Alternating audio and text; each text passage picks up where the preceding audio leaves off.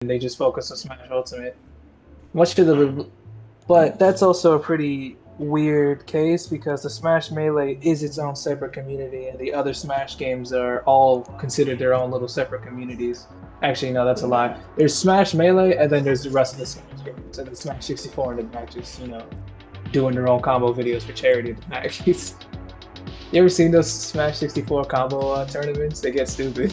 Yeah, they get dumb. Oh, yeah. Real fast. Especially when everyone just uses fucking Fox. I mean, it always comes down to Star Fox versus whoever the hell made it up in losers brackets. Clearly, you have never seen the Jigglypuff combos, yo. They get no. I seen Jigglypuff. I'm just saying, because normally Fox comes out on top. It's very rare to see someone not Fox to come out. Hell, I seen a Pikachu. It's either Pikachu or Pichu. One of those two. Make it all the way up to the end. Make it all the way to the end and win it. You're thinking melee You're again. talking about regular tournaments or combo tournaments for Smash 64? Yeah, I'm talking combo tournaments. Oh. Yeah, if that's the case, yeah, Jigglypuff. It's either gonna be Jigglypuff or Star Fox are gonna take home the trophy. In the regular league, dude, because Link, Mario, and Captain Falcon. Is it really Captain Falcon? Yo, bro, when they land like 2 bombs and a combo into a Falcon Punch off screen when nobody can see, bro, I swear to God, and it's like the hypest thing that has ever happened. It's I think the hypest thing ever was the Daigo parry. What'd you say with the what now? I think the most hypest thing ever, at least in the fighting game community, was the Daigo parry. You should know that one, George. Amen. Come on, man. You play Third Strike, you know the fucking Daigo parry. You know the one. We don't need to play Third Strike to make that good. Hey, man. Come on, you gotta admit, that was impressive. The issue with fighting games, though, isn't necessarily... is more like they're a very hard game to stay wanting to play because it's something that you have to actually dedicate some time to learning to, and for the most part, it's not something you could just pick up and you know what the funny thing is now you bring it up. I'd agree with you there, but there's one issue with that. Like an ancient game genre that's still thriving today for some questionable reason is the shoot 'em up genre, which is the same exact issue, but what do you mean? Because it's almost in the same boat as FPSs, where they can still kick out one. It just comes to whether or not is it good or does it suck. No. He's saying is pretty much is that the complication with fighting games is that you need to put in a bit of dedication in order to actually get into it. But so actually getting good. Fully the issue. It's because with shoot 'em ups, it's the same deal. You can't beat them unless you put in hundreds of hours into just memorizing every single stage. And here's another thing I want to bring up too. You can also burp out shoot 'em up for like relatively cheap. And once when I'm talking about shoot 'em ups in general, I'm not really including the indie scene in that. That's a whole different can of worms. No. You're talking R-Type. You're talking shit like Metal Slug and R-Type. Metal Slug hasn't made a new game in eons. No, I'm talking R-Type is the newest example, but there's also the Gradius series, which still comes out with games, and then there's I'm talking like types of shoot 'em ups in general. I'm talking like shoot 'em ups in general. You're referring to like stuff like Metal Slug, R-Type, all of them. I'm talking about the mainstream stuff, yeah, not the indie scene. The indie scene is a different thing. You can like Jer said, you can burp out a shoot 'em up in less than a week. That's usually the first game many indie developers make, actually. Right. Because they're super easy to make. But that's what I'm saying is that shoot 'em ups, they pretty much have. I'll admit they have less variety than even fighting games do, but it's not the dedication that's the problem. It's more or less that. Well, what I was trying to say is that you can pick up a shoot 'em up and actually have fun with it immediately. And shoot 'em ups are also another niche, even more niche than fighting games as a whole. And shoot 'em ups aren't something in the mainstream. You're not going on TV and seeing an ad for the newest R-Type game. But fighting games are something that's in the popularity, in the majority. But the thing is, it's kind of like me with Rumble Fighter. When I first started playing Rumble Fighter, I absolutely hated the game. I was getting dog watched, and every single corner didn't know what was going on. What kept me going was that, well, if these guys can do it, so I can do it. And eventually, it got to the point where I put too much time into it to quit, and that's kind of like how the whole fighter community is as a whole. where you actually there's a name for that actually. It's called the sunk cost fallacy. That's the exact name. Eventually, I got actually good at it, and it's kind of like another good example is me in Civilization. I can't get into Civilization because, well, I tried playing the tutorial. And have you seen that tutorial, Bill? I've seen. I'm into Civilization. I know. 4X is one of my favorite genres, but that's a hyper niche genre. That's something different. There's a lot to learn in fucking Civilization. What? Fighting games kind of suffer from a lighter degree. You remember that joke I'm always saying where you can't do anything cool in Tekken unless you dedicate to at least getting a PhD? I mean, not at least getting a bachelor's with some characters. Yeah, that's the biggest issue. You could buy the game, seeing all the flashy, cool stuff they're doing in the trailers, though, but once you actually start playing the game and you can't, and the honeymoon phase is over, and you realize you just suck ass, bro. Like, people just quit.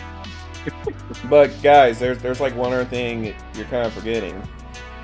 You still gotta make your money, and the other thing too is, okay, you have to eventually dumb down the fighters to the point where instead of it's kind of how, like, in Street Fighter 5, like, right now, if you were to get it, you hop online, there's going to be a lot of players that, you know, they play in a lot of tournaments and stuff where if you go online, you're going to get your ass kicked pretty hard.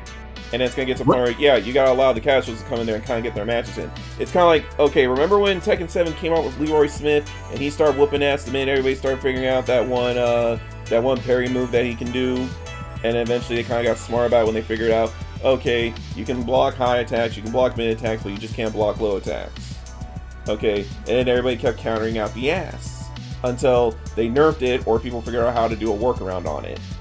You know, so they'll pick cheap characters, but the other thing too is, and Strive is kind of hating this argument right now, which is, you make it too casual friendly, because, I mean, Guilty Gear Strive, it's still going strong. You don't really have to have that bachelor's degree per se. It's like, if you get that bachelor's degree, yeah, you're gonna whoop ass, or you can get up to all the higher tier stuff, but, you know, you got a lot of casuals where they still gotta come in there, but they gotta make their money's worth.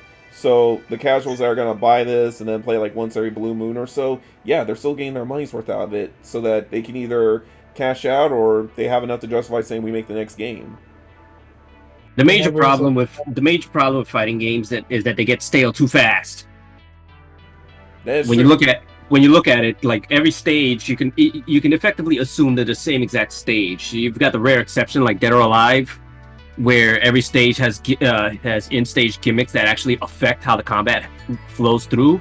But the vast majority of fighting games, it's 20 stages, but they're all exactly the same thing. They just look different. That's one of the issues. And another thing is like extremely small rosters, so by the time you put it in there, you've pretty much seen everything after a couple hours of play. Right. Unless you get like Marvel vs. Capcom 2 level of rosters where you got a lot of fucking characters. Tekken has reached about 50 characters, and I'd argue that freaking loaded what's it called? Oh no, having too many characters is also a problem for like balancing reasons and stuff like that. But just balancing reasons, but okay, let's say Tekken 7 is the perfectly balanced game. Having an over-bloating game comes with the issue of I never see a Leo, for example. Never see him. I never see a Leo, a Ganryu, or a Miguel. All of a sudden, I get 3 Miguels in a row, and I have no idea what the hell this character does. So I'm getting frustrated because he's doing basic flowchart stuff. I just don't know what it is because I've never seen it. And then the moment I pick up on it, I learn those habits. I don't see them again for another 20 matches, and then they show up, but then now I'm getting frustrated again. But that's something more of an intermediate time. Going back to what Angry Dude said about the accessibility part of it, that's another divide coming because you can't have fun with these things unless you get, let's say like MMA. As a normal guy, you can't have fun with MMA unless you know some type of fighting style. You're just gonna walk in and get your face punched. You can't have fun with these games unless you know how to push buttons, and most people, for some reason, don't know how to push a damn button. So now they make the games easier to play, easier to get access to, easier to go into and get to that level where you're not fighting the controls, but you're fighting the actual opponent. And it kind of separates the older people who are actually going to stay here because it's kind of off-putting. The reason I never got into Dragon Ball FighterZ is because I don't like the auto combo system they have going on in there. And that's the other thing too is with Dragon Ball Fighters, and I just want to bring up that point like real quick. The auto combo system, I mean, there's a way you can kind of manual it to a degree, and I did kind of sit there and I kind of learned how to do some manual combos along with the auto combos. But the other thing too is, did you notice how the player base for Dragon Ball Fighters, even though they already announced it last season with Red Vegito and them, it automatically just dropped as soon as Guilty Gear Strive came out. Because guess what? That was the only game that they got out of Arc System. So any of the hardcore guys that love Arc System, Dragon Balls was there just to help with the waiting process until Strive came out. And guess what? Once Strive came out, Dragon Ball Fighters, yeah, went straight in the garbage can. Went straight in the garbage can. It's like Dragon Ball Fighter, what? Who? No, let's go play a new Guilty Gear Strive. It's like everyone just forgets it. Yeah, one more issue with it would actually be the existence of tier charts or tier lists and stuff like that, which is why when you've got a game with a lot of characters, you see a lot of characters get abandoned and used. So again, it makes the game get stale extremely fast, since once you go to even watch like a tournament or something like that, you only expect just about 4 or 5 characters to be in the tournament. Well, that's something that only comes into play at the highest level of play. Tier list as a whole, unless you're talking about slightly older games like Mortal Kombat 9, then yeah, that's just Mortal Kombat in general, honestly.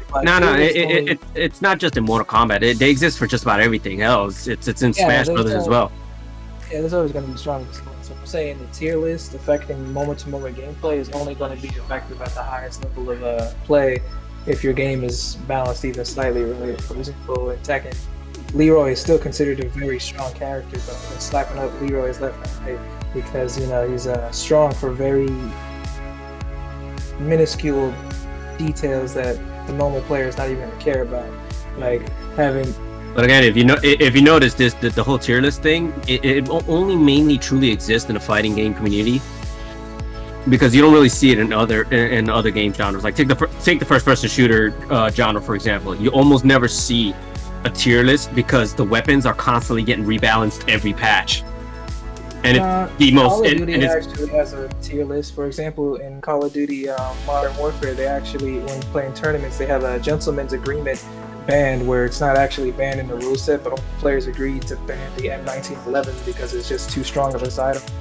Or in Cold War, the SCAR 98, at least I think that's what it's called, is actually still considered one of the strongest guns in there, just with its ridiculous recoil. They have the SCAR in Cold War. I'm thinking of Modern Warfare still, but I know the gun you're talking about, but I think it got nerfed recently. I think. Don't quote me on that. Yeah, usually the guns get nerfed fast. Yeah, and even then it boils down to like, okay, because alright, say you do have a tier listing for FPSs, but you can't really use that argument, because guess what? You might have the most strongest gun ever, but it doesn't mean shit if you can't hit worth a damn. You know? It's like a Chris over there. I mean, he can use all the damn anti-rifle sniper rifles that he wants, but unless he can actually hit a dude, that ain't gonna mean shit. And going off of balancing again, these games, fighting games get balanced really, really fast. For example, going back to that Leroy problem, which there are conspiracies going on, he was intentionally really strong, but let's ignore that for a second. The man was busted as hell for exactly 1 week, and then they were like, hell, and they butchered him to the ground. He was just recently did. He was busted, but that's because nobody never saw a parry character, or they never used characters like Dragovich and Asuna, or Asuka. I mean, not the reason he was busted. He was genuinely busted. The dude could do everything. So yeah, I got my ass kicked by Chris when he first came out, and I was using Negan right after Negan got his super nerf with his bat. Yeah, because Chris can be a masher, bro. So like what was I saying again? Sorry, I just got shot. But like yeah. So yeah, you're talking about how Leroy was busted like during like week 1, and then they nerfed him like a week later. But then people figured out a workaround at it, or they figured out how to still get their combos off. But it's mainly that damn parry that makes them very powerful. Right. So Tekken players, at least the ones in tournament, aren't like the parry. Having a busted ass parry isn't anything new. For example, looking at Asuka, who has she has the longest parry window of the lot. Yeah, I just realized something. All highs and mids, right? So people know how to deal with that, or they actually Leroy's exact parry was in a Tekken Tag tournament too as well, and in the form of that old ass Asian dude. I think it's Lu Wong or something. I can't remember. Lee Wulong, I think it is. He was actually a pretty popular character too. It's not the parry that made him busted. So you have Leroy could hit extremely hard on the basics. Yes, he can. He had every single tool in the game. So he was a jack of all trades, master of all. There are jack of all trade characters like Leo, for example, is a jack of all trade characters who she has everything in the game. She just can't do anything particularly strong. Fang Wei is another example. Nah, this dude can do everything in the game and he can excel at it too. He has a hell sweep. He has the aforementioned parry. He actually has a low parry too. He has great frame data. Dude has great whiff punishment. Dude has great range. He could do absolutely everything, and he was brain dead easy to use too. That's why you saw 7 Leroys at top 8 in the Evo that he came out in. So they nerfed the hell out of him. That's kind of an outlier. And it wasn't like the tournament after that. It's like I can't remember who, but someone came up with like another character. They managed to beat down like 4 Leroys in that tournament back to back to back, and then he got nerfed. Or I don't remember that. Actually, you know, speaking of conspiracy nerfs, because I forgot. Let's go back to Mortal Kombat 10. And I'm talking when Combo Breaker and Evo was out. Y'all remember Sonic Fox, right? No. Yeah. Okay. So Chris, Sonic Fox was the top Mortal Kombat player ever, and his main was Aaron Black. What? He's like the top player in a lot of different games.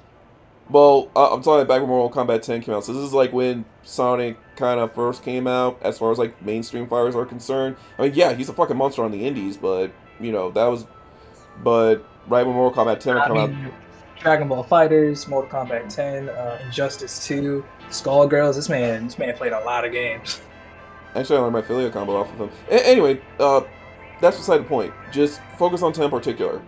Because Aaron Black was kind of not as much of a busted character. He was pretty balanced until Sonic Fox started using him in ways I don't think the devs even knew about or even like compensated for. And then he got what was called the Sonic Fox nerf twice until he switched over to Alien during the very last MK10 tournament that he went up to. And then they nerfed the hell out of, I think he was using Acidic, I think it was. Honestly, I'm struggling to believe that because Mortal Kombat, like, well, then again, this is the newest. This is the new Mortal Kombat we're talking about. No, we're talking 10. In general, Mortal Kombat combat system was designed for the players to intentionally break the system. That was Mortal Kombat's thing. And I just remember there was a whole debacle about how the new Mortal Kombat prevents that. So yeah, I guess the nerfing. NRS in general is atrocious. All ridiculously busted jank that you can take advantage of. Kombat 9, oh my god, you could just look at the countless videos of Mortal Kombat 9. Oh, you can do infinite combos with anyone to the point where it's like, yeah, one touch, it's over. It is fucking over on one touch, or yeah, like 75% of your life gone. That's another. I think that's also another problem that fighting games have is that lack of tug of warness behind it. Not necessarily. Every fighting game has that issue. Like, that's what I meant. That's what I meant. It's I mean, like in fighting games. I mean, you have a lot of things that can say, like, either it's the system, the characters, the player skill. I mean, there's all kinds of stuff to say whether or not that tug of war is going to be. We're neutralizing the battlefield, Long. It's mainly the issue with the lack of tug of warness is that in the beginning it's like, all right, first hit's in, all right, cool, this player won, because it's just a one straight combo after that. There's no. That's Not what I'm talking about. Every single game has varying comeback mechanics. Like if you would look at. Or like Killer Instinct, where we can combo break it manually if needed. No, not just that. Like if you look at like Marvel vs. Capcom 3, for example, where every single team composition that you can think of has a freaking touch of death combo. If anybody is running Virgil, for example, you take out the first 2 characters, Duke couldn't even do a damn thing about it. You come in with Virgil and pop X Factors, basically Virgil can 1v3 the entire team. Or if you're using Dark Phoenix, for example, she could. There was entire strategies around trying to do as much damage with the first 2 characters without spending meter so that you could use all 5 bars to get Dark Phoenix after she died, and that was basically a win button. Or if you were to look at games such as not Guilty Gear Strive, Guilty Gear Xrd, where combo damage is relatively low, even from how complicated the game is, has to be a tug of war system because you can't touch a death mark in it too. Or even Street Fighter, for example, has that too with how strong the V-shift system can be. Like every game has the back and forth. It's just the games you remember are the ones who have that crazy ass unbalanced things like Mortal Kombat 10, when you could pick Sonya Blade and basically infinite a guy in the corner. There's not a damn thing they could do. And what's even worse is it's all grab command, so you can't really like combo break it if you wanted to. At least not until the animation's over. And going back to what Angry Dude said about the whole skill system thing as well, like. If the name's Andrew, by the way. We can ignore varying skill levels because that's something that affects every single game, no matter how you look at it. Because in first-person shooters, you put in an extremely highly skilled player versus a complete noob. In a 1v1 fight, it's not even a fight. The noob will just get absolutely decimated without ever getting a hit in.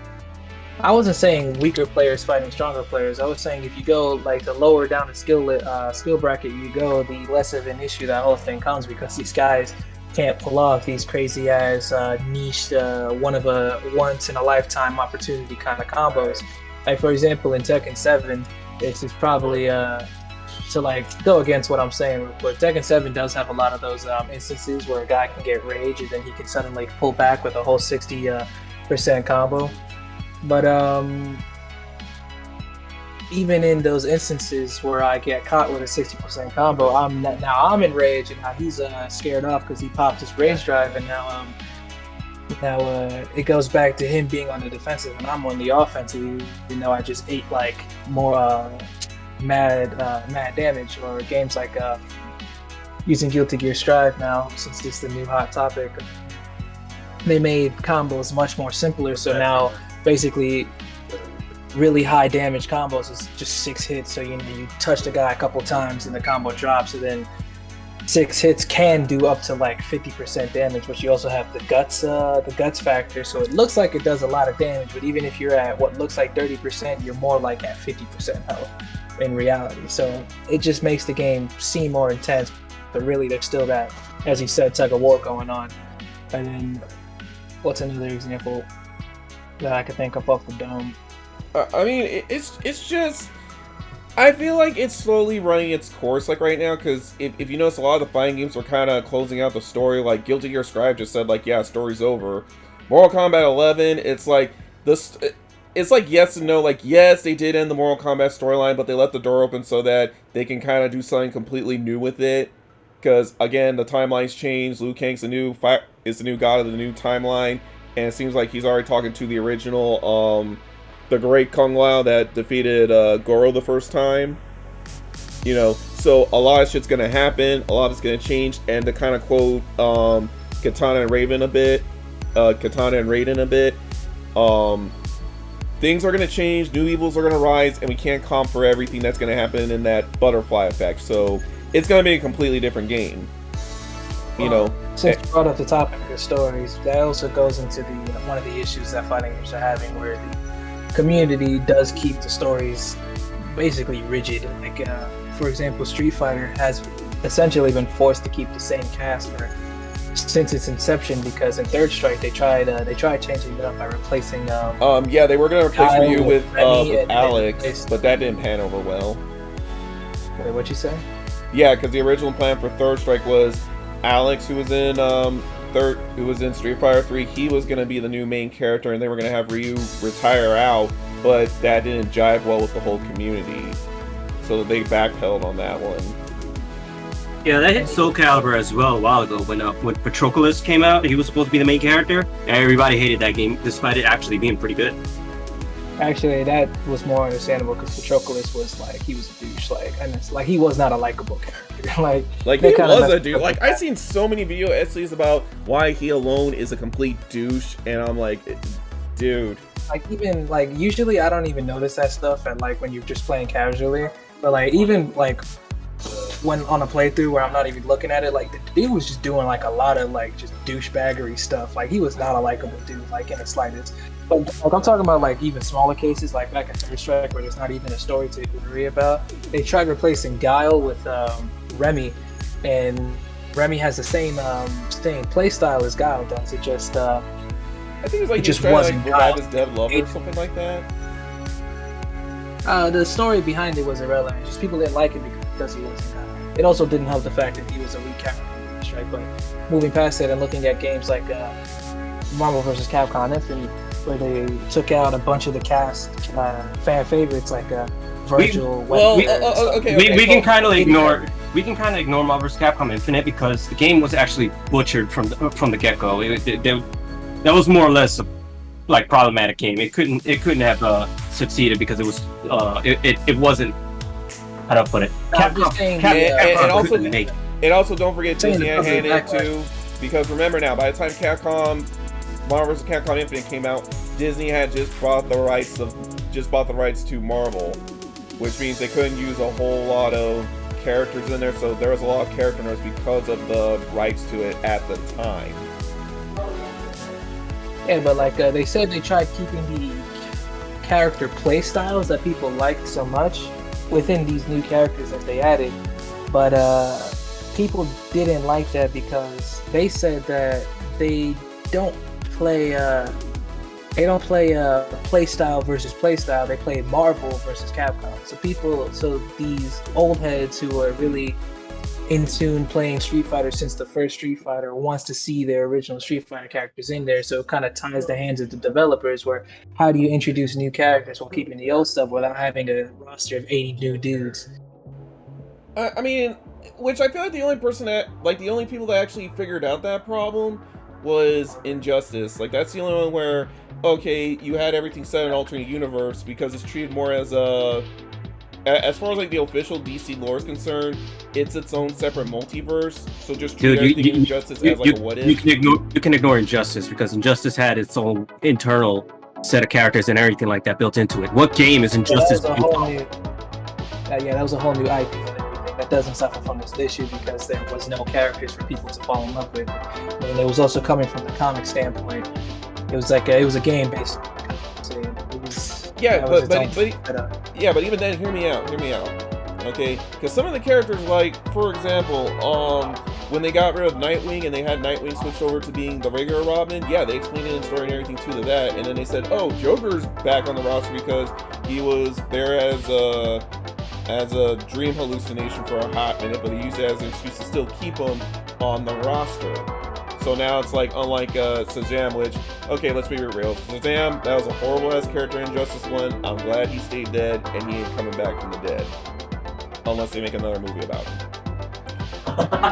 Alright, like, I'm gonna be for real. Like, Shazam in Injustice 1, and feel free to hate me on this, but he was garbage, and he was complete ass.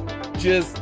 Like he was a heavily nerfed Superman. Like, I don't know if you guys ever played, but I'm just gonna play it like this.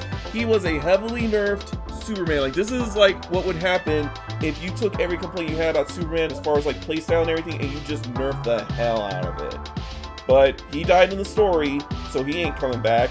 If they make Injustice 3, Joker isn't coming back for a damn fact, unless, you know, they pull him in as a guest character of sorts, but otherwise, I don't see him coming back on the roster anytime soon. But I feel like they kind of figured out the problem of how you add new characters, you still keep the same characters. Like, they figured out the middleman. No, dude. Like, you're talking about a series that's too short. There's only 2 Injustice games. Unless there's a third one I don't know about.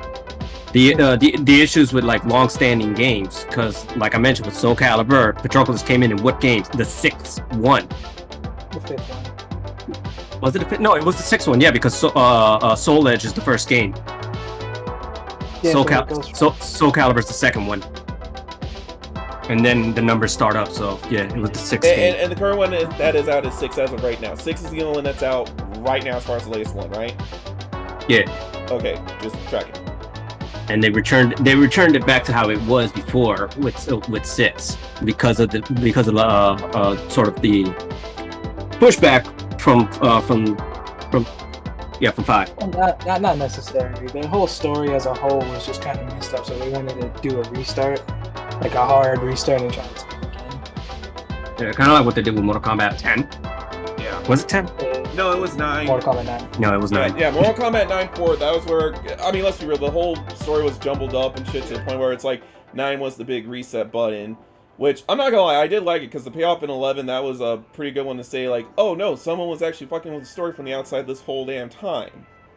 I think the only time a reboot really works well though is if it goes through with what happened with Mortal Kombat, because before 9, Mortal Kombat was already dead in the water. Nobody liked it anymore because it was pretty much killed off horribly. The one thing that bothers me, the one thing that bothers me about Mortal Kombat 9 was the fact that by the time you get to Armageddon and you look at the opening cutscene of it, just the opening cutscene, I'm not talking about the official storyline, Shao Kahn got picked up by Onaga and flown clear off the map.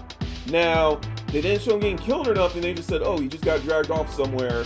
So, how the hell did Shao Kahn get back here? That was just rivalries, dude. That the whole opening cutscene is just showing off the rivalries. Let me finish. No, you're talking about how he survived or came back. No, that like I said, it's just rivalries what they were showing there. Everything that happened during that opening cutscene didn't mean crud. I know, but I mean, I'm just saying, like, he flew off afterwards, and a lot of people point that out, because by the time you get into 10, because, I mean, not 10, but 9, because prior to 9, they did say that, yeah, Shao Kahn did win Armageddon, as far as, like, who formally won it. And I was okay with that, because then we got the whole time loop thing. Again, nobody cares about, like, what happens in that opening cutscene, none of it matters. The whole point of the opening cutscene was just to show off who's rival with who, because Armageddon, the whole point of Armageddon was that this is the culmination of Mortal Kombat. Every single character is here, so they had to show off who hates who in that opening cutscene. Like, yeah, just whack everybody at this point. Because at that point in Armageddon, it was a free for all to get this ultimate power, and it just boiled down to a big good versus evil fight.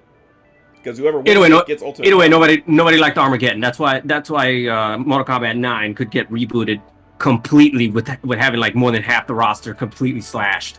And we were all completely okay with it. Plus, we got Freddy Krueger out of the deal. Like I said, it only works because the series by that point was effectively neutered. Whereas you've got a series that is heavily popular. Again, going back to Soul Calibur. Soul Calibur wasn't dead. It was dead because nobody was making more games, but it was still heavily popular game. So it's not safe to modify any of the characters in there. In the new game, hence why the next one truly got hated. I'm so salty we never got that Freddy vs. Jason fight in 9 and 10. I'm still salty about that. I'm so salty because I'm sorry, but it's like 9 you got Freddy Krueger, 10 you got Jason. I'm like, it's like, come on, you gave us Predator versus Alien, give us Freddy versus Jason. But now the biggest problem I think fighting games has though is that every single game is pretty much kind of samey. You've only got 2 types of fighting games. You've got the 2D anime fighters, and then you've got the 3D fighters. And then there's Mortal Kombat. You got traditional fighters like your Street Fighters. Yeah, that's the Samurai 2D showdowns. Now, but then you have Air Dashers, the anime fighters you're talking about. Your Dragon fighters, your Blaze Blues, your Guilty Gears, and then you got your 3D fighters.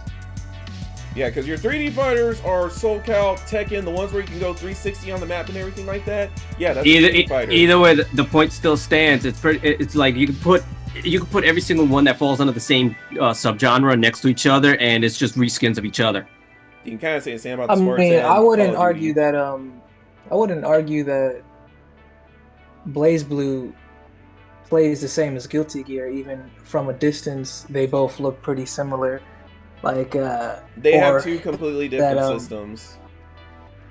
Or that Street Fighter plays even remotely similar to like Mortal Kombat, even though they're both from the same subgenre. Or a better you could put Mortal Kombat in the outlier section. Mortal Kombat's kind of unique. Okay, then saying that Street Fighter plays similar to. It's like George. Hang on. I got this one.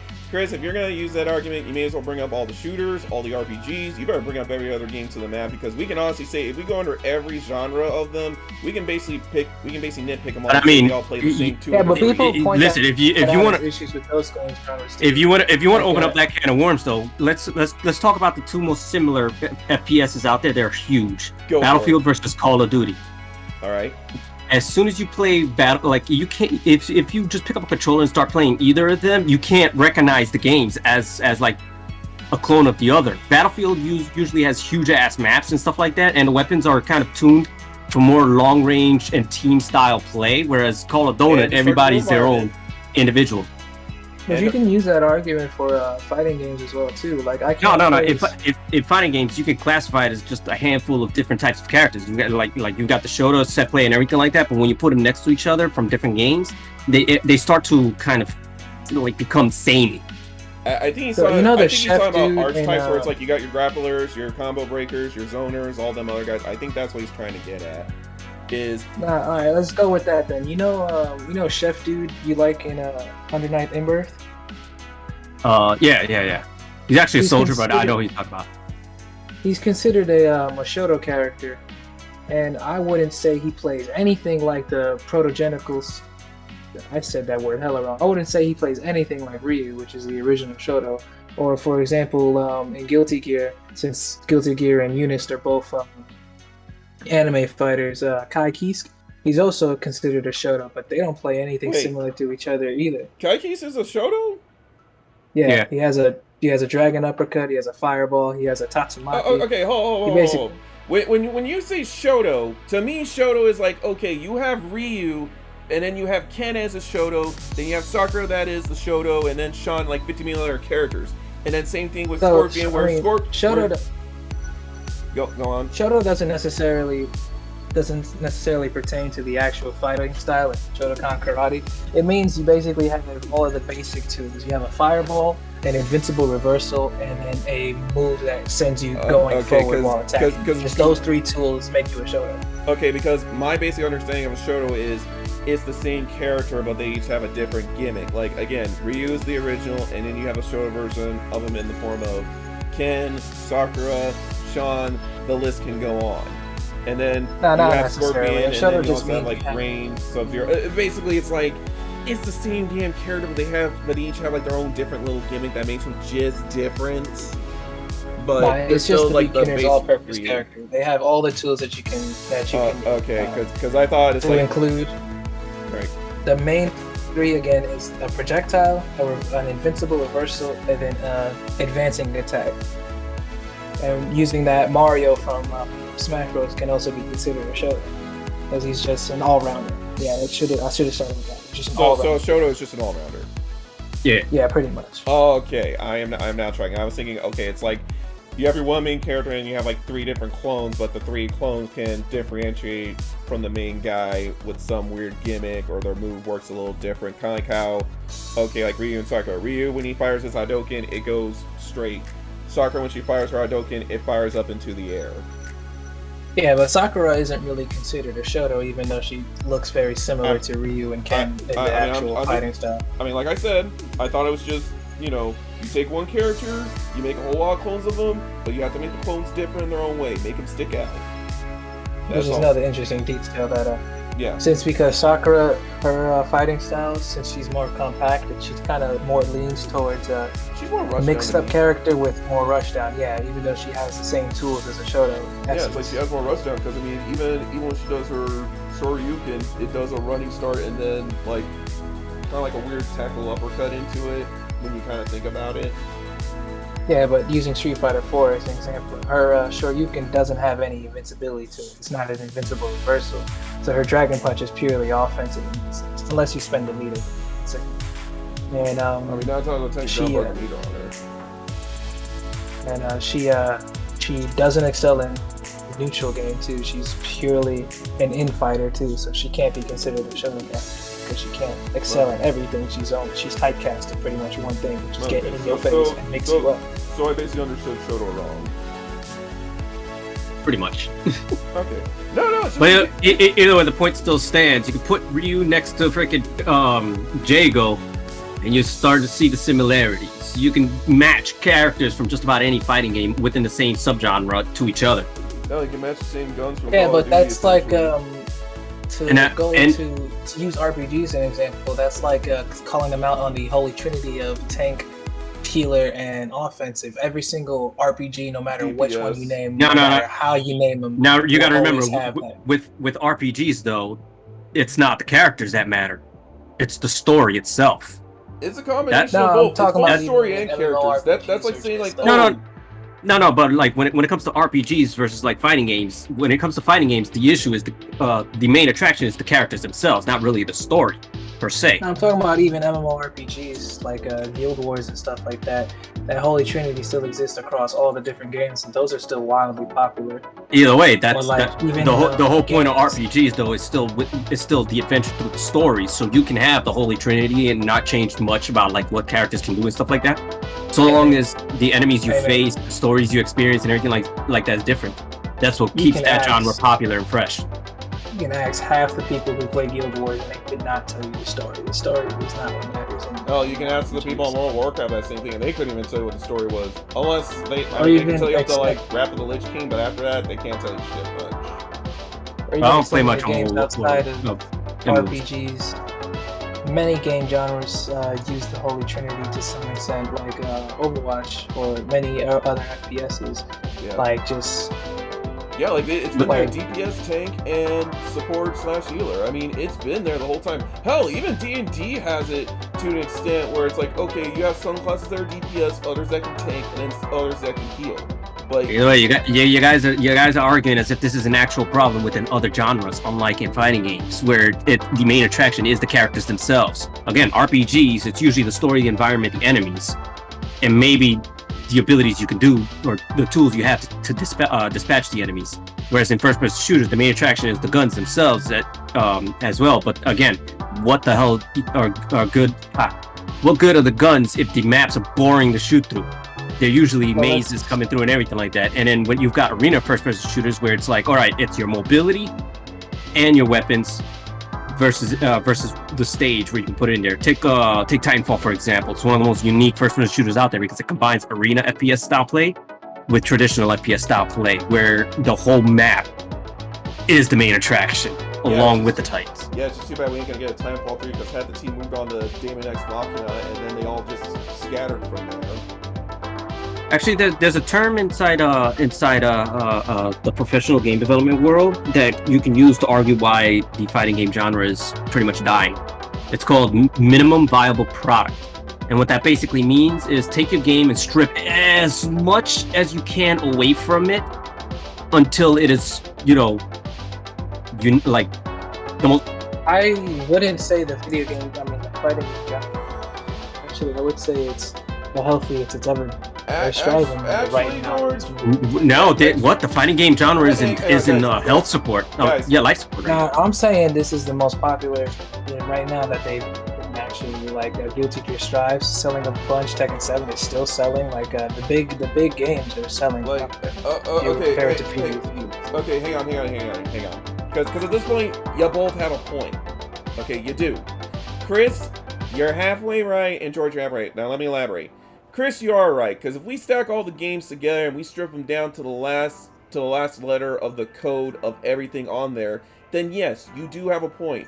A good chunk of the fighting games are running on life support. Because, let's be real, and George, if you look at the fighting game market scene right now, you can definitely tell that, yeah, some of them are closing up their doors. Like Guilty Gear Strive that's on there right now. Now, don't get me wrong. Yes, Tekken is still going strong. Guilty Gear Strive is going strong. I probably came up. Wasn't saying that they're beating out the FPS genre for example. Yeah. It wasn't about beating.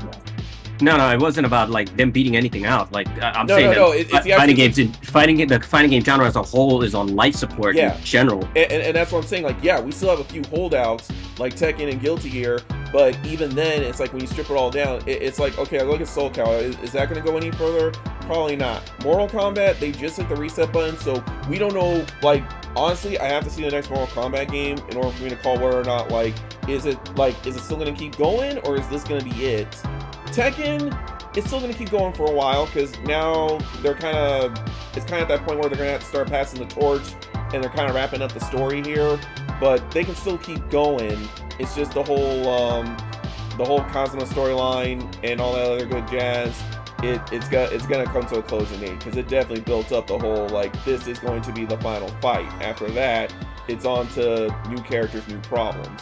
Guilty Gear, they already admitted that yeah, this is gonna be the final one. They're ending the story. So after this, we might get a small anniversary game out of the deal, and that might be it. Otherwise, this is looking to be the last Guilty Gear game. So again, these are literally studios just preparing for the end. They are admitting that the whole genre is dead. And that's the point I'm getting at is but the problem with fighting games is that you can't really innovate in them anymore. They're pretty much done in. Let's go back to that thing you said about the minimum product thingy-majiggy. Like like games in general could be separated into 3 modes of interaction. You have player versus player, you have player versus environment, and then you have player versus enemy, and then player versus environment in terms of what the player can do. And then fighting games is most obviously exclusively player versus player. But let's look at other games that are similar to that too, like Overwatch, for example. That's mostly a player versus player thing because nobody's playing Overwatch for the story. Let's be real. And then does Overwatch have a story mode?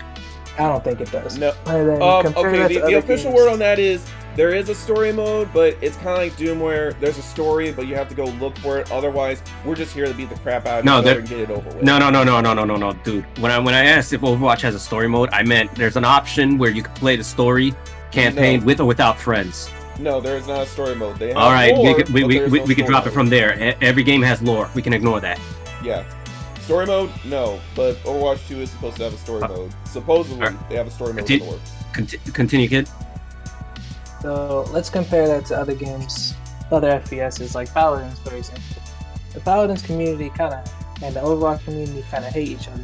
Like if we look at it from a distance, Paladins and Overwatch look like very similar games. So compare it to the game Overwatch ripped off, which is Team Fortress 2. Like all 3 of those games, if you look at it from some binoculars over from China or something, they all look like very similar games. But if you were to play them, none of them feel anywhere remotely similar to each other. They even throw in a couple of outliers in there too. Like I would throw in like a Splatoon, for example, which is another just player versus player exclusive game. I mean, yeah, there's a story mode, but like the main attraction is the PvP, or other games that focus exclusively on that I can't remember. All those games, from a distance, or even if you were trying to explain them on paper, all sound almost exactly the same. Maybe throw out Splatoon from there because that's wildly different. But even with Splatoon, it's still you go in, you kill enemies, you paint up the grid. So the issue doesn't necessarily lie with the aggressive gameplay loop that fighting games exclusively offer. It goes something else from that. No, I wasn't saying about the aggressive gameplay loop. I was talking about the uniqueness of each individual game themselves. It's like they really not offering like a lot of meat or difference between each other to really let the genre boom. Because you've got games like M's Fighting Herds, which is only 2 fighting games that I can say that feel pretty similar is Them's Fighting Herds and Skullgirls. Other than that, every single other fighting game I've played, apart from games with a similar genre, aren't they made by the same team? I can't really say that. I don't think so. Wait, what? Are Them Fighting Herds and Skullgirls were made by the same team? I know they have a very similar No. Two completely different teams. Okay. I mean, they just almost look the same. So just asking. Yeah, other than those 2 games, I don't think I've ever played 2 fighting games that feel exactly the same to one another. It feels like similar to how, like you said before, you switch from Battlefield to Call of Duty, like switching from Killer Instinct to Street Fighter. Like even if I'm using Jago and Ryu, the game does not feel anything alike to each other. But when you're looking at those systems and everything like that, they're identical. That's what I'm saying. It's like when it comes to uniqueness, it's just mainly the gameplay mechanics. Those are also identical. It's just the games feel different on. I mean, they're gonna be completely different because let's be real. Killer Instinct is all about pulling out like fast-paced, crazy combos and shit, while Street Fighter plays more of the traditional fighting game style. I would call Killer Instinct one of the more unique fighting games though, because the combo breaker system still hasn't technically been emulated anywhere else. Mortal Kombat's the only one that's attempted to even emulate that with the breakers. But other than that, it doesn't really exist anywhere else in the fighting game community. Which would really help. Which would really help put it into those infinite combo death strings or those one-touch death things. You know, I mean, because guess what? If you can combo break out of it, then problem solved. Yeah, that's actually why I like Killer Instinct more than anything, because it's the only fighting game that guarantees the tug of war, no matter the skill level of any player. Plus, if you want that one-touch death thing, you're gonna have to work for it. You also have the burst mechanic in every single anime fight. Yeah, but the burst mechanic is more just to avoid infinites, either like once through what the hell do they even call it? It's like breakers essentially. No. Or the break system. No. I'm talking about the burst system. It's usually a one-use thing most of the time. One or two for the most part. Yeah, it's not recyclable, but you can pretty much see it in the games because Skullgirls has an automatic one. Then you've got a Guilty Gear. Yeah, the one that Skullgirls uses is an actual infinite prevention system, but Skullgirls doesn't necessarily have a burst system. Which games Chris like does, Blaze Blue, which Chris does trip up occasionally on Skullgirls when he fights you, because when he gets into that infinite combo bit, or he thinks it's gonna get into an infinite combo, it breaks that shit off immediately. Yeah, it's automatic. You can also the thing about the infinite prevention system in Skullgirls too is that it's actually another mechanic to the game that adds depth to it apart from just breaking the game. And now I'm not talking about I can't get infinite because I have this. I'm talking about you can actually bait that out and then reset the opponent off of that too. But again, that's something that only really becomes applicable into high, intermediate to advanced. But even using the burst system, yeah, you can only use it once, but it's also less frustrating at a casual level to only be able to use it once and then not having to worry about it for like a little bit of while than in a game like Killer Instinct, where if you're able to, for example, a guy who's been playing for 30 hours versus a guy who's been playing for 5 hours. Now, this goes back to the varying differences in skill level, but also it's something that you can't really avoid in a matchmaking system. And this is with any game. A guy who's played for 6 hours who was able to see like a couple more moves than a guy who played for 4 hours, for example. And in Killer Instinct, we could say that in the matches that we have, I'm capable of breaking Shadow Jago's combos much more consistently than I'm capable of breaking literally anybody else's, because I'm able to recognize what his heavy kicks look like, what his heavy punches look like, and even what his medium not his medium kicks. I deadass can differentiate between his lights and his mediums. But compare that to when you bust out a random ass character like Omen, for example, where all of his damn kicks and punches look exactly the same. I start having a harder time breaking this too. Omen's chaotically random. Like I do mediums and it comes out as hards. He's an outlier in that game specifically. Honestly, but even with that, as we started continuing more and more, I was able to recognize that he actually causes the screen to physically shake more on his heavies. It causes the screen to shake a little bit on his medium, and it causes the screen not to shake at all when he does his lights. So I was able to start breaking those two, and then you switch it up doing those sliding linkers, and I didn't know what the hell the difference between any of those are. But the point is, compare that to another guy who doesn't know what the hell any of those look like. So he's constantly clocking out all the time. So basically, what the point I'm trying to say is, you can get a guy who's constantly breaking your combos all the time. You don't even know why, versus you don't even know how to break these damn combos because, you know, it relies on me needing to know enemy characters versus a burst system where it's just I'm getting comboed, I can burst it once and now I don't longer have to worry about it. It's satisfying for the guy who burst because now he just got another combo who would have lost, versus the guy who was coming in versus it's satisfying for the defender because you just got them off you for free, and it's not as annoying for the offenser because they don't have to worry about that every 3 seconds. So at a casual level, it's much more appealing to a wider audience than something much more tight-knit and unique like the breaker system. I mean, George, at the end of the day, it's going to need to make its money, because I mean, guess what? Companies have a quota, man, and if they ain't getting quota, they ain't going to greenlight the next one. That's the obvious with anything, dude. We're talking about what plagues the genres in general. the point I was trying to make was that the breaker system isn't necessarily the biggest issue with it. Well, because if it was, then Killer Instinct would have been much more popular than it is. And another thing that noobs in general. What I'm saying is the real problem with fighting games is the lack, like the inability to innovate. That's what I'm saying. The breaker system is just one system in there, but you don't like take Call of Duty for example in the first shooter genre. When you got when you went from 3 to 4, the game theme overall switched from old school like World War II style weapons. It went from World War II to Modern Warfare, and then everyone else. No. You're on the wrong. You're on the wrong track with that right there. It went from like having health bars that you have to manually pick up health packs and stuff like that to the automatic healing and modern type weapons and stuff like that. And then when you went from 4 to Black Ops, it kind of switched over to more tactical ideas with equipment over guns. Like the stars of the show for Black Ops 1 was the equipment that you get rather than the guns, because it was in the cold. It was still technically in World War II. And then when it came to the new, what was it? Advanced Warfare. Despite everybody hating it, the Exotech was the new thing where you could dash around and jump and everything like that. And then when it came to Infinite Warfare, it was a bit of a hybrid between like Black Ops' style with gadgetry and Advanced Warfare's high mobility capabilities.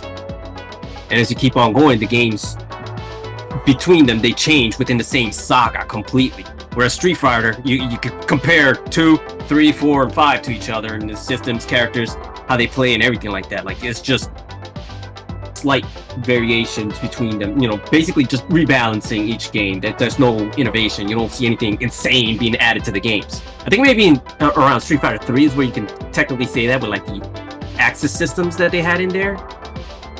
But other than that, the games usually stay exactly the same going across the board. I mean, yeah, it is true. And then you have Street Fighter 4 where they kind of brought back to kind of Street Fighter 2 with a bit of 2 and the 3 with the Omega. But once they hit the Omega system, that's where they kind of found the sweet spot. But they didn't bother bringing it back for 5 for some reason. Because the player base don't like change. So for the most part, I would say that is pretty true. But like using Tekken again as the example, if you were to compare Tekken 6 to Tekken 7, they completely changed up the way the combo system works, and it's the only example of accessibility in modern day fighters that I actually do like. So if you were to look at the way combo systems work in Tag 2, which was the last Tekken game, I want to tell you right now, boy, I did not notice a difference between Tekken 6 and Tekken 7 in terms of gameplay. Maybe, well, at your level of mashing buttons, yeah, you wouldn't. But I'm talking about the way the combo system works, for example. Who whoops your ass every day, any given day of the damn week? Technically, he beats me a lot more. Really? Basically, you coming from Mr. I can whoop anyone's ass in less than a day. That'll give me like 2 minutes.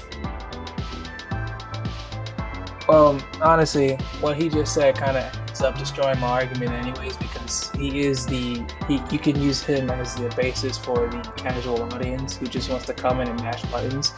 And I will admit, if you were to look at Tekken 7 compared to Tekken 6 at that OD casual level, yeah, the games are pretty much similar. Again, and only at the intermediate levels do you even start noticing the nuances.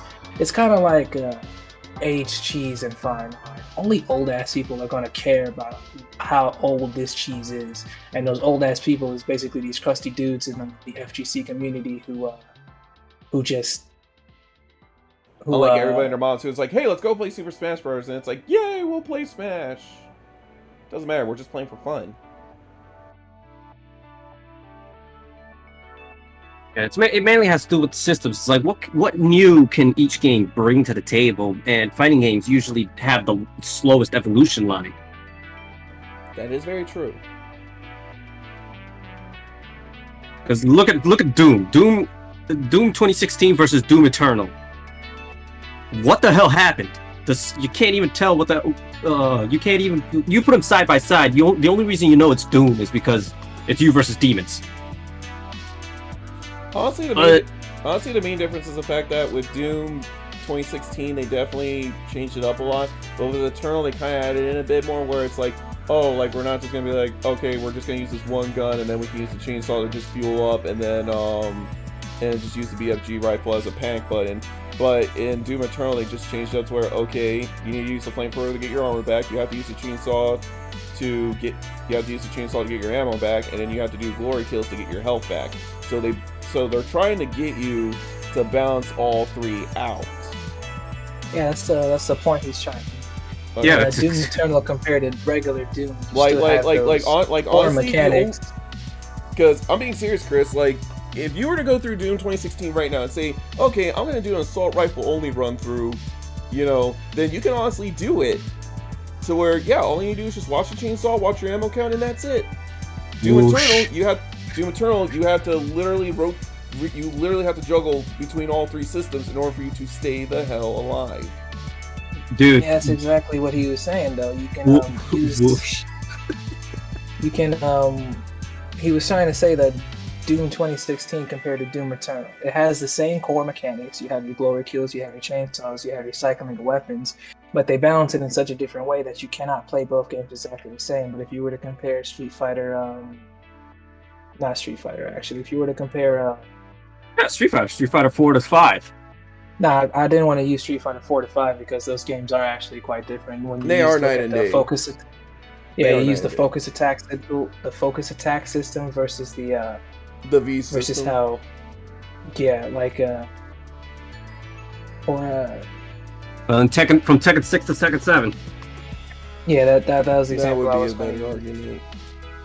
So, at the intermediate level, the combo system in Tekken 6 compared to Tekken 7 is like very different in the sense that in Tekken 6 you have your launchers and then you have your bounds, which are tied to pretty restrictive moves. So basically every character has kind of samey combo routes, and combos are much shorter, and then the wall is much harder to get off. So you basically have these really short combos, and then it returns to neutral. But going at the beginner level, which is where most of the games get their money from anyways, is you still have your same old pokes, you still have your same side steps, even though the movement got restricted a little bit in Tekken 7, but not to the point where not to like you use side steps the same way in both games, even though side steps are better in Tekken 6, but it's not like I use the chainsaw as a free, I need to kill this Demon Knight button, compared to I use the chainsaw as I need ammo to get more shotgun ammo so I can kill this Demon Knight and Doom Eternal. It's the same tool, it's just kind of like I have a bigger screwdriver versus a smaller screwdriver versus a game like Doom where it's like I have a screwdriver but now I have this sonic screwdriver. You know what I'm saying? But like at the base level, each individual game doesn't do too much that you would even be able to notice as a spectator. I think that probably would have been a better example. As a spectator, you wouldn't be able to really know too much of the difference between any of the fighting games, even Tekken, even Street Fighter 4 compared to Street Fighter 5. Hang on, quick question. Which game involved a sonic screwdriver? Because I feel like there was a video game where it's like you had to find a sonic screwdriver for some crazed up reason, and it was vital to the plot or some shit like that. Not a video game. Screwdrivers from Doctor. That's a show. Yeah. Wait, what show? Doctor Who. Doctor Who. Oh. Who? No. Yeah. But the point I was trying to make is that so familiar. From a third party's perspective, if you were just backseat gaming, yeah, you wouldn't be able to tell the difference between Tekken 6 and Tekken 7 apart from the graphics. You wouldn't be able to tell the difference between Guilty Gear Accent Core versus Guilty Gear Exotic Revelator. You wouldn't be able to tell the difference between Tekken 4, I said Tekken 4, Street Fighter 4 versus Street Fighter 5. Maybe if you were squinting at Street Fighter 4 versus Street Fighter 5. But I definitely can tell Doom Eternal plays very differently from Doom 2016. But I mean, honestly, at the end of the day, it just seems like all, like, with the exception of like very few companies that still make fighting games, it just feels like it's kind of slowly. The only fighting games that are surviving are the ones that are from the long-standing company that have basically endless hordes of money to be able to keep the games flowing. But if you notice, there's no real new games coming out in the fighting game genre from studios. And we're talking at the same time now that at the same time, now that I said that, we can go back to Call of Duty, and from Modern Warfare 3 to Modern Warfare 4 as a third-party spectator. George. Yeah, the games are pretty similar, right? I'm gonna stop you right there, because honestly, let's be real. You can make a new Call of Duty right now and always not give a fuck, because guess what? It's a new Call of Duty. People are going to eventually buy it. They're going to play it, whether they're casual, whether they're hardcore fans, whether they're like us, where we're just going to buy it because all our other friends bought it. Dude. Your argument falls flat because the same exact thing could have been said about Street Fighter some time ago. No, like I said, a lot of them are closing up their doors, because guess what? As long as you have people willing to shell out for crap, then all they're going to get is crap. That's what we're talking about, dude. Like I said, that's the same ordeal with anything you put into the market. I mean, that's just it. I mean, hell, the discussion isn't about rather they make money that they're going to sell out and you think no, that's how it is with anything. What the discussion is, why the hell isn't this genre making money anymore? It's because the filthy casuals just aren't having fun. And again, you walk into it, you got a lot of professional people that are gonna kick their asses, and then they're gonna be like, okay, it sucks, move on to the next thing I can get good at in less than 5 seconds, or I can turn exactly, my and that's what the conversation is. What underlying systems within the games are causing this issue? Because if it was just one game that was just like that was extremely prohibited in allowing casuals to come into, that wouldn't affect the genre by that much. Like take R-Type for example. It's a game that will stomp the ever-loving crud out of you if you're a beginner. And you can look at forums and stuff like that, and everybody absolutely hates. Well, every beginner absolutely hates that game. But the ones that've been around for eons, they're like, oh yeah, we would freaking love this game, and it's actually making a ton of money. What we're talking about is what's going on, what changed in fighting games that's causing it to be in life support now. And the issue is, nothing really changed. It's been the same old for too damn long. It's just the people. I mean, that's just it. The game didn't change, but the people did. What? No. My thing is this: like the game. The same can be said about FPSs, because like when you compare Overwatch players to Call of Duty players, they have two completely different mindsets than each other. Chris, the thing is this game. Here's the thing, but COD does change over time. Not a lot, but it still changes. The fighting games, well, they kind of stopped. I mean, granted, yes, they do add in new mechanics, new rebalancing, all the other stuff. But at the end of the day, it's still gonna be the same Tekken. They're just gonna reskin it and then eventually retire out characters. All right. I mean, with the example you just used, the progression that fighting games are using would be perfectly adequate, because I can't play Guilty Gear Exile for the life of me. I can definitely play Guilty Gear Strive. I would say both games are pretty fun, but I wouldn't say both games are pretty similar. Going back to Tekken 6 and Tekken 7, I mean, but you said each Call of Duty makes small little changes and stuff, but Tekken... each Call of Duty makes huge ass changes between the games. It's weird, like, because like I said, I can't use submachine guns for the life of me in Black Ops, but I can in Modern Warfare. And then LMGs used to be my best gun in like I think Modern Warfare. Machine guns in Black Ops, like you can't hit for shit, or? Nah, I just can't use them. I can't get kills with submachine guns at all. My skill didn't change between the games. I'm still accurate as all hell. I'm just garbage with submachine guns now.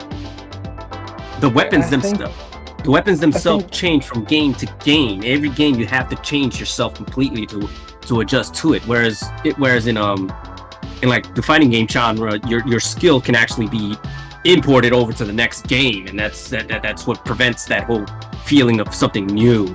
The excitement goes away much faster in fighting games, making them die out faster.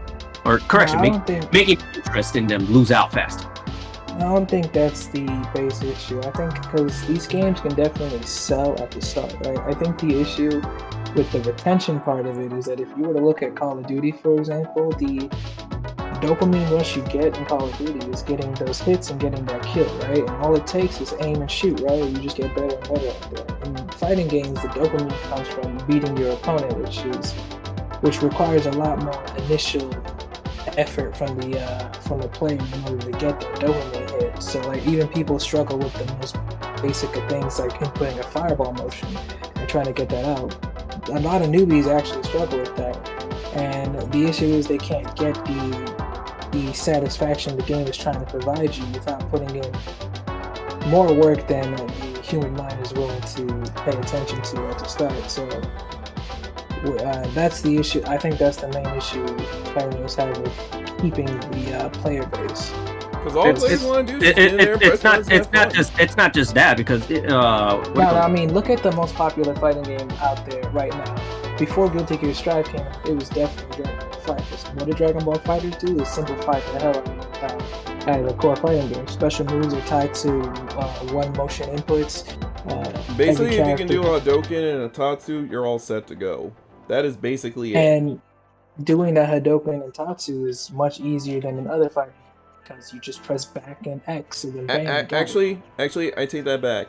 If you can do an Hadouken, a Tatsu, and the Metsu Hadouken special, then you're all set to go. As long as you can do those 3 moves, you're fine. And using those 3 moves for an example, I press back X, and that's everybody on Dragon Ball FighterZ. I got that's the everybody. Tatsumaku. I'll do forward X, bam, I got the Hadouken. I do down forward X, bam, I got the Raging Demon. Compare that to Street Fighter where those moves are being lifted off. You know how long it took me to figure out how to do a half circle back forward double kick motion? That took me forever. You know how long it took me to figure out how to do an actual Raging Demon, like the light kick, light punch, forward, light punch, medium punch. No, my bad. It's light punch, light kick, forward, medium punch, hard kick. You know how long it took me to figure out how to do that smoothly enough to actually get it out? And that's the issue fighting games have. It's the issue coming into. It's not. It's keeping it Evan. It's not just that, because usually the old guard of the games would still try to support it, keep it alive for as long as possible until the game's popularity. What they do. I mean, the thing is that it loses even the older player, like the old player base, onto it.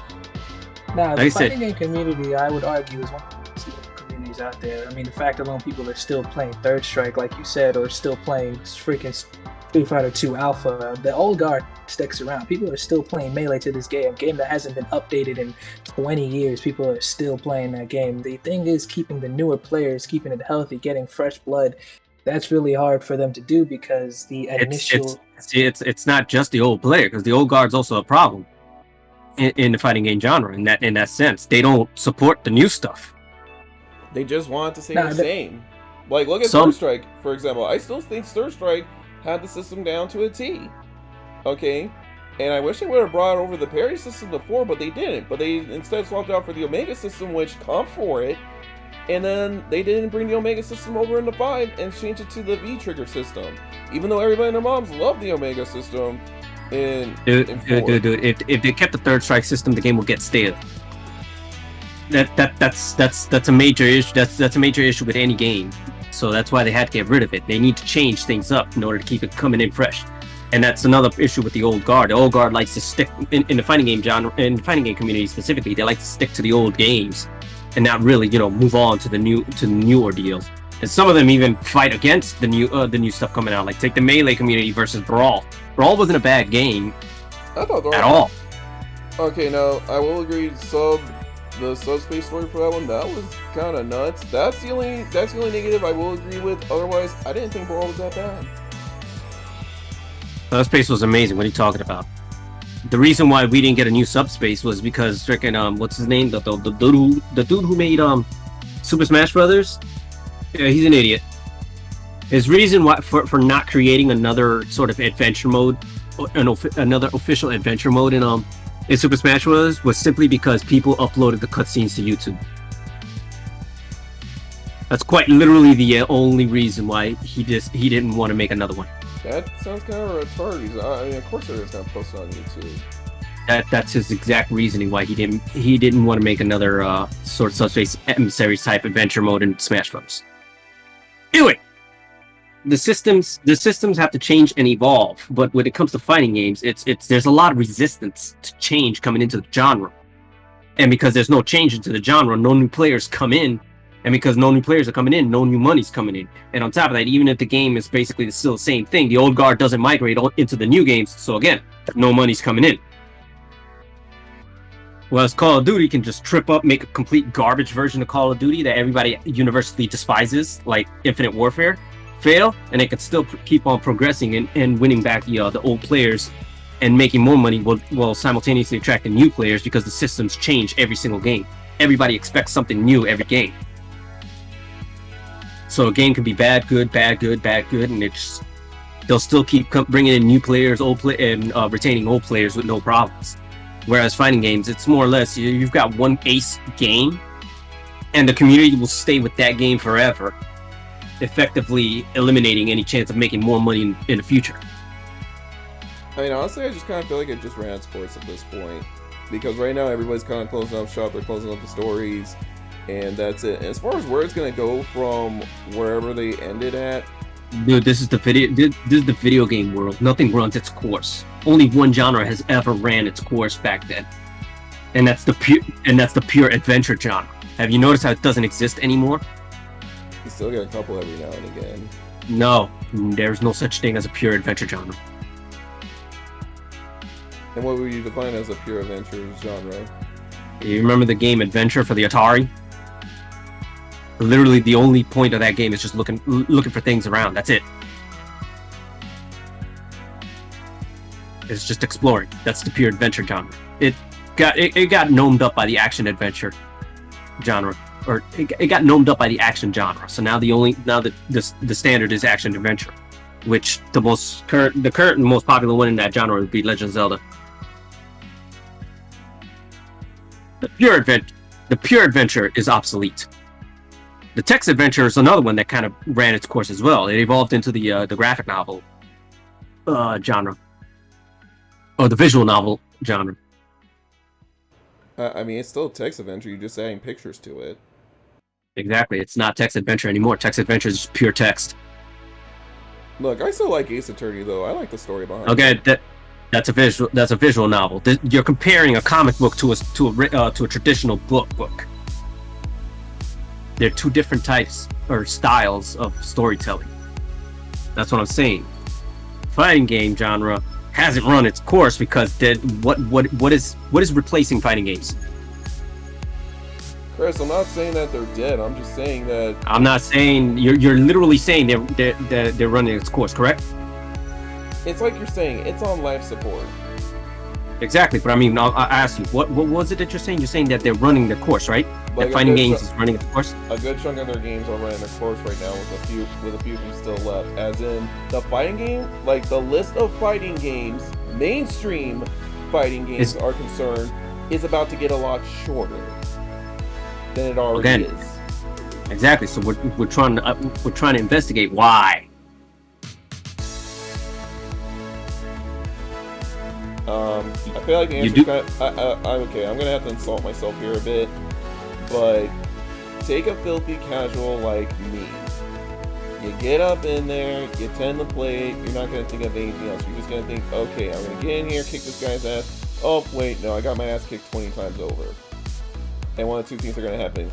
Either you're gonna get good, and then eventually you're the one that's laying down the 50 million ass kickings a day on your and George's level, or you're just gonna race quit, you're gonna uninstall it, and you're never gonna bring up the series or franchise again.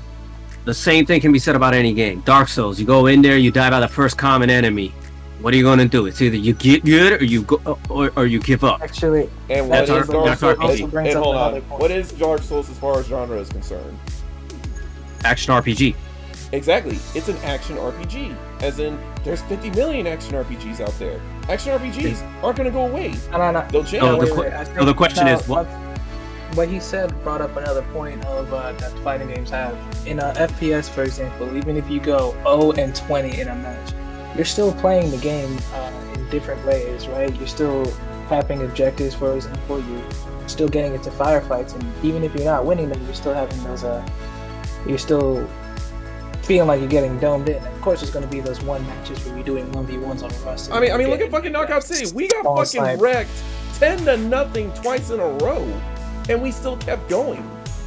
Because you have other things to do. You have other things to do that's giving you that satisfaction. In a fighting game, though, I mean, and again, you have those outliers, like Josh saying, where you have 1v1 Rust, where you're getting like spawn killed, like just hardcore, and there's not a damn thing you can do about it. But yeah, but at that point, that's just part of in fighting games, if you're getting stomped out, you're not playing the game. At least that's what most newbies are going to perceive it as. it's not a. Of course, once you get privy to it, you know that you're probably making more decisions on defense than you do on offense. But most new players aren't going to see it, so they're not going to get any kind of satisfaction out of it at all. That's going to keep them wanting to keep playing the game, and that goes into. You can kind of think of it as like regular martial arts, where most people are just going to want to flail around and see if it gets a knockout. Whereas instead of actually taking the time to sit down and study something, which a lot of people just don't have the patience for. It's kind of like most like fighting anime, where it's like, okay, like you have some characters that they're gonna get their asses kicked at first, but then they go through the training arc and then they become super badass. Most people just want to skip the training arc and get to the point where they can whoop ass. It's not so black and white, right? Because again, in games like Call of Duty, you have your little scrub lords who just want to log in every now and then. They can't get a damn kill, they still come in because they're getting a satisfaction from something other than just getting kills, right? They can get a W without even getting a single kill. But in fighting games, since it's 1v1, you're the only person who can give you your satisfaction. Or even going back to Dark Souls, where you go in and get killed by the first enemy, or you still explore a little bit, you still see some new stuff. Every game has more than one source of satisfaction that keeps you going. Fighting games have a singular source of satisfaction of, I just got that win. You can't get that win, there's nothing else you can do. Piggybacking off of that, it's not just that, is that because like you said earlier, it's like if you're third parties looking into it, every single fighting game starts to like blend into each other together. So you don't really see the nuances and subsystems in there. So when it comes in, you don't see new fighting games with like new systems, new crazy abilities and stuff like that. Like, imagine a fighting game that revolves all around just like long range grappling with grappling hook and stuff like that. That'd be completely different and unique, where you're just like, slamming each other around. Like that's arms. exactly what you said. What? That's actually arms like on the freaking Nintendo Switch, dude. That is literally long range punching. I didn't hear you. What? Arms. There's a game on the Nintendo Switch called Arms. It's a fighting game that technically involves I know what Arms is, but my point still stands. It's like, again, that's an exception to the rule, though. Whereas in first-person shooters, Call of Duty, you got the Exotech, which radically changes the whole gameplay. Then you've got the super weapons, which came in the next game, which radically changed the gameplay again. It's something like every single game, when you're looking into it, you're seeing a lot of completely different stuff just getting thrown into it. Yeah, but like the issue, Chris, the issue with these. You can give a noob all the. You first, George. What I was saying is the issue with these games isn't getting these initial sales. It isn't selling the game because they're making these initial sales. Most fighting games, like every other game in the genre, sees a huge spike in the player base at the start. It's just they immediately topple off like shortly afterwards, within like a month or something. While these other game genres still keep selling. So it's not. It actually is that. Well, do you know how basically Demon Souls and Dark Souls actually made their money? It was through word of mouth. Like when Demon Souls first came out, almost nobody bought that game. Nobody even knew what the hell it was. Hell, I bought it by accident. And that was also back in the day before like the internet was as wildly active as it is. And again, it was a hella brand new. It was a new genre basically coming in. Nobody knew what it was. Come Dark Souls though, everybody played that. Yep, and pretty much. Again, it's innovation. It was still a pure action RPG at its core, which is comparable to Skyrim. But again, it brought in new things. It looked completely different. You can't, like, you put Skyrim next to Dark Souls, despite them being the exact same genre with the same theme, you can't really compare them. Yeah, but I mean, that goes for a lot of games outside fighting. It's like, okay, fighting games, you can make the argument that they're all the damn same. Most action RPGs, it's like, yeah, they use the same formula, but they flip the damn formula in multiple ways. I mean, can you say Skyrim is the same as Bayonetta, Nier Automata? Bayonetta's a hack and slash. Bayonetta's a hack and slash. You can't compare different genres to each other. But again, that's going into the arguments of that fighting games are having an issue with getting those initial sales coming in. But they're not. They're getting the same sales as everybody else on day of release. It's the subsequent sales and the drop off of the player base that's happening. So they're getting that Neko cat that's saying, "Come here." That is working. It's just they're not staying, and most subsequent sales after a game is released is from the people who played it and are staying there, telling other people to go get it. But since people are leaving off, they're not telling other people to go get it. It's kind of like Monster Hunter. Except for Tekken, I don't know what they're doing.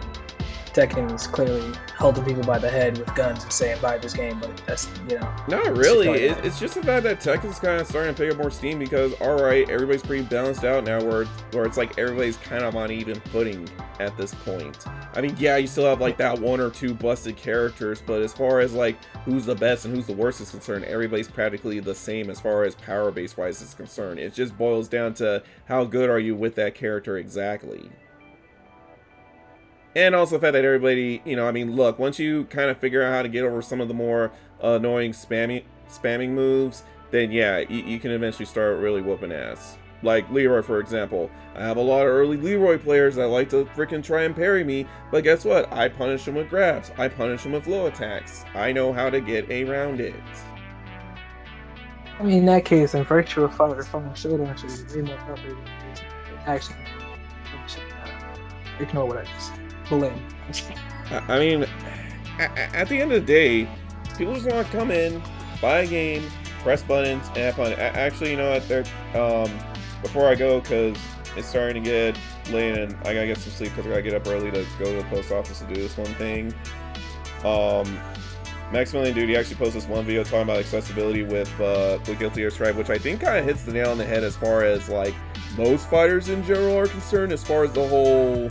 Because it seems the biggest argument out of fighting games for the most part is accessibility. Like, how much are you gonna lean towards the old guard or the hardcore fans that play the hell out of it for like 5,000 hours in, or they do what Chris does over there, where they'll play every inch of it, and even after getting 100% of it, they'll still keep playing it. Versus the random Joes that are brand new to the franchise that are like, oh, I never played this fighting game before. I'm going to try it out and see if I get good or not. It's a slippery slope that they haven't been able to find that middle ground to say, okay, we can make the old guard happy and we can make the noobs happy. And it feels like they're kind of leaning one or the other without finding that middle ground. And unless they find that middle ground, then it's eventually going to sink. Because it's not like they have like Call of Duty where it's like, okay, you're gonna have where it's like you're gonna have 3 hits and where it's like you're gonna have 3 hits, then you're gonna have a miss, then you're gonna have another 3 hits, then you're gonna have a miss, and then the pattern just keeps going. I don't know what's the problem with fighting games in general, where it came from, where it started. You gotta blame Capcom. Because back then, when they first released like Street Fighter 2, how many versions of Street Fighter 2 did they release? Okay, they came out with okay, let me think here. There was the original Street Fighter 2, then there was Hyper Street Fighter, then there was Street Fighter Championship Edition, which introduced the concept of doing mirror matches, and then you had Super Street Fighter 2 Turbo. That was the final version before they went into Street Fighter 3. I think there was even more. Yeah, there was definitely more Street Fighter 2s, but yeah, they released. The official final game was Super Street Fighter 2 Turbo. That was the absolute final Street Fighter 2 where they had the full roster, everyone's able to fight and hit a lot faster, and mirror matches included. Because in the original Street Fighter 2, it's like you pick this one character, then player 2 has to pick another character. You can't have like 2 Ryus match up against each other until Championship Edition came out, where they introduced the idea of, okay, you have Ryu, the other guy has a Ryu. Beat the crap out of each other. Either way, the point being is that they released the same exact game a ton of times. It was revamped slightly each game, but it's the same exact game across the board. And the issue is that people got used to that. The same game, and this is where you develop the old guard. So when Street Fighter 3 came out, you lost some players who stuck to Street Fighter 2 due to the variation within those Street Fighter 2 players. And then Street Fighter 3 comes out again. They come out with like a trillion versions of Street Fighter 3 again. Kind of like how we're used to getting half-ass broken games and everyone still is willing to eat them up, or they adopt the mentality of release now, patch later. No, that's something completely different. Either way, now the old guard gets tempered to the same thing over and over and over again, versus Call of Duty, where every single game is changed up like remixed of each other constantly, and players don't really, get too used to one system. You do lose off some of the players that stick with the older games, but the old guard pushes forward with this genre because everything is new, fresh, different. So kind of like Call of Duty right now, where we have Modern Warfare, and then we have the rebooted Modern Warfare and Black Ops, and the player base is kind of happy with one or the other.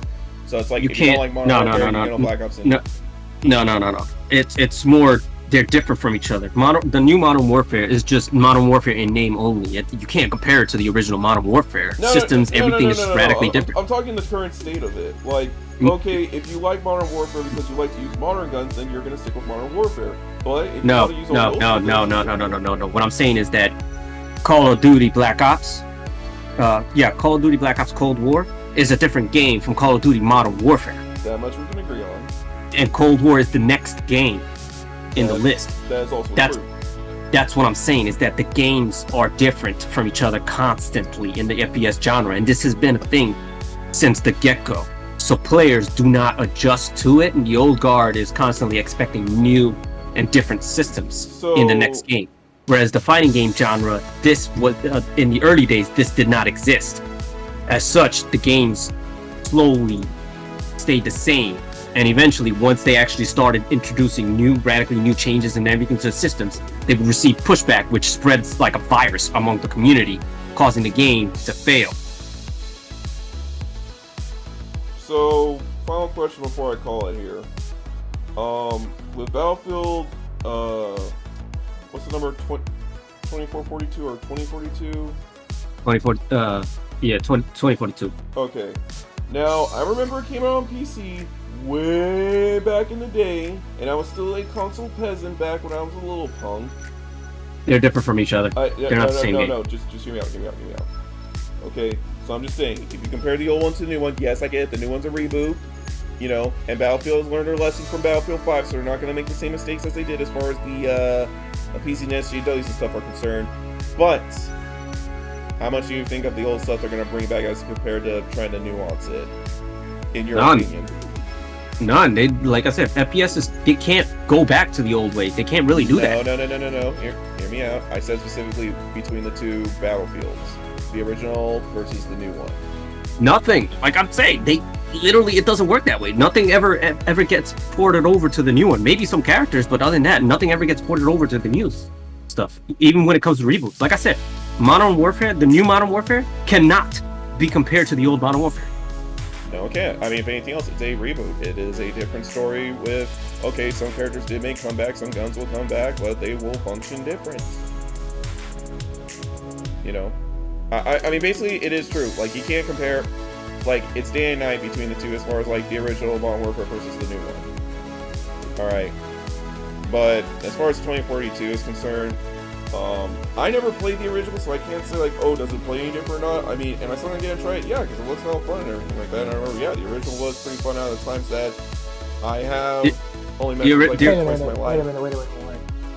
I just realized, what does having, like, the old guard staying behind on the old game have to do with new players coming into these newer games? They're usually the ones that advertise the games to sort of bring in the crowd even more. The way games truly get popular is through word of mouth and the community budding and developing like that. So there's no real old guard to be able to like sit there and pull in the newbies to come in and support the game. The community usually grows stagnant. It's like I said with Demon Souls again. Nobody played that game, or correction, barely anybody played that game. And then Dark Souls had no advertisement at all, other than just the initial trailer. Yet Dark Souls became one of the most popular games ever, simply because the old. Like, oh, it's an impossible game nobody can beat. To go back to Tekken, because honestly, it's the game I have the most information on. There doesn't suffer from that old guard problem that you talk about. No, like, and then if you were to look at just the context of Tekken 7 alone, so Tekken 7 right now, we're in the 4.20 patch that just came out. It is a wildly, well, not wildly, but it is a very different game from when it first released. Like Tekken 1.0 is very different from Tekken 4.20. They introduced new mechanics, like the wall bound system is like a whole completely new mechanic, at least in Season 3. They introduced new moves to the characters, which is something you only see in a new game from like almost every fighting game. I mean, Like, George, they released a lot of. I think the reason why Tekken 7 is kind of an outlier in this case is probably because it's the most flashy fighting game there is, and it's got like a big enough budget to actually be constantly advertised.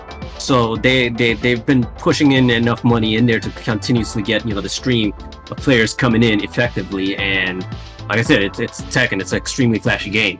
and I mean, let's be real. I mean, Tekken's the only one that kind of changed up. Is actually kind of changing up things compared to the other fighters. So honestly, people might be more attracted to Tekken than most of the other fighters. Oh, another detail you got to remember is that Tekken has a lot of like third-party characters coming in all the time. So they're kind of bringing in players from other and fan bases in there too. And also the other thing too is the fact that, the one thing the three of us can agree on is the fact that if it really comes down to which fighting game is going to survive, like be the last one to close out, if the genre were to actually die, Tekken would be the very, very, very last game to go out the door. But it's going to be a long fucking while before it dies. And I mean a very long while. I wouldn't really hold my breath on that because Tekken is backed by Namco, and Namco's a huge ass corporation with like they specialize in arcade games. They would probably put the hatchet on Tekken faster. I believe an Arc System Works game would definitely outlast everybody else. I mean, Bandai Namco also made Smash Bros. 4 and Smash Ultimate.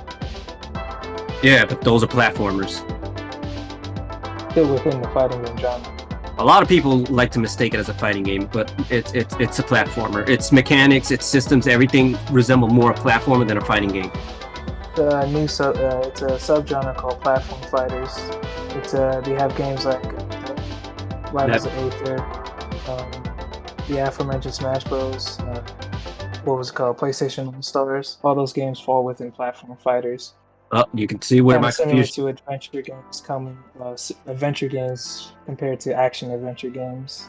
Yeah, you can compare with my confusion. Well, you can see where my confusion comes in now because I was not aware that that's an actual genre. But you can see what I mean, though. It's unique. It's different, but still technically a 2D. it's its own thing. Whereas Namco, on the other hand, they make the most money, I think, out of RPGs. Hold up, let me make sure. Yeah. They make RPGs. They make the most money out of the RPGs. So if fighting games was to prove to be non-profitable, they would just sometime go balls deep on the action RPG line, and they'll make the revenue back. No. I'm saying is that they will put the axe on Tekken. They would definitely cut Tekken. Arc System Works, on the other hand, they specialize in fighting games. Their meat, like their bread and butter, is fighting games. They won't allow it to end. As a matter of fact, isn't Arc System Works right now on a frenzy trying desperately to sort of revitalize the fighting game genre? They are trying to revitalize the fighting game genre. That is true. And also, they've been doing a damn good job of it, because Dragon Ball FighterZ, whether you're a fan, because the Dragon Ball fan base really helped bring it out, but it is a pretty solid fighting game overall. It is. They're doing a lot of stuff different, changing it up, and it was a wild success. It really was. And they already announced the final season, saying, alright, here's Red Goku, we're going to put in the final balance patch, and that's it from there, because they're going to go on to Strive. And put all their eggs in the Strive and keep that going until the next one comes out. Because BlazBlue's already done. Under Night In-Birth, I don't know about that one, but I'm pretty sure there might be a second one out. I don't know. It was kind of a niche community on that one. And then Guilty Gear, this was their last one, so who knows what the new IP is or where they're going to go next with it. But they've been making pretty good hits on it so far. They have done some other games too, to kind of keep them afloat as well, that's outside of the fighting game genre, but otherwise they've been pretty good about it. Yeah, I'm aware that Arc System Works makes different games. I'm just saying is that their bread and butter is definitely fighting game genre. That is true. Their bread and butter is fighting games. Like, as far as like best fighters overall, it would go to Arc System, especially anime fighters. Well, I'm not saying best fighters, because an argument can be made against Arc System. Again, as far as anime fighters are concerned with the anime characters, Arc System. You said Platinum Games? Yeah, I know. That's their bread and butter, specifically within the fighting game genre, is anime fighters. That's their bread and butter. They're the kings of it. No arguments on that one. But as far as like fighters are concerned, that is a toss-up between Bandai Namco and Capcom as far as that's concerned. But I think Bandai Namco is winning that fight, in my personal opinion. Yeah, Capcom used to be the kings, but either way. But they have been on a redemption arc, so who knows? We might get lucky. But yeah, like I'm saying, is that since Namco, their specialization is arcade games, Tekken is, I wouldn't say Tekken would outlast every fighting game in here. It's definitely going to be an Arc System Works game. All right. And then Platinum Studio shows up with that fighting game out of left field. It's just raw action. What? What fighting game? None. That's just a theory.